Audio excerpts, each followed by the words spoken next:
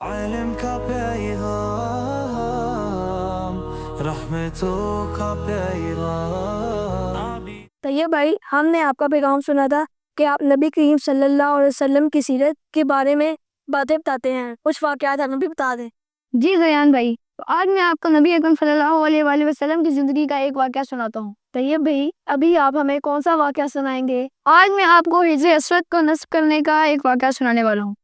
اچھا، تو کیا حجر اسود نبی کریم صلی اللہ علیہ وآلہ وسلم نے نصب کیا تھا؟ جی شہرام، میں آج آپ کو اسی بات کی وضاحت کروں گا۔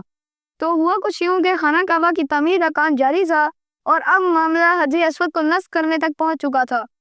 اسی بات پر قریش مکہ کے قبائلوں میں گرما گرمی شروع ہو گئی کہ آخر اس فضیلت والے کام کو کرے گا کون؟ تو ہر قبیلہ یہ چاہتا تھا کہ یہ فضیلت والا کام ان کے ہاتھوں سے انجام پائے، اور بات یہاں تک بڑھ گئی کہ قریش مکہ کے تمام قبائل مرنے مرانے تک اترے، یہاں تک کہ قبیلہ عبد الدار تو قبیلہ عدی کے ساتھ مل گیا، اور ان دونوں نے ایک برتن میں خون بھرا اور اس میں اپنے ہاتھ دھو کر کہا کہ حجر اسود کو تو ہم ہی نصب کریں گے۔ اسی طرح دوسرے قبائل بھی اٹھ گئے اور تلواریں نیاموں سے باہر آ گئے۔ اس وقت اس شدید جھگڑے کو ختم کرنے کے لیے ایک حل پیش کیا۔ اے قریش کے لوگوں، تم لوگ اپنا جھگڑا ختم کرنے کے لیے یہ کرو کہ حرم کے صفا نامی دروازے سے جو شخص سب سے پہلے داخل ہوگا تم لوگ اس سے اپنا فیصلہ کروا لو۔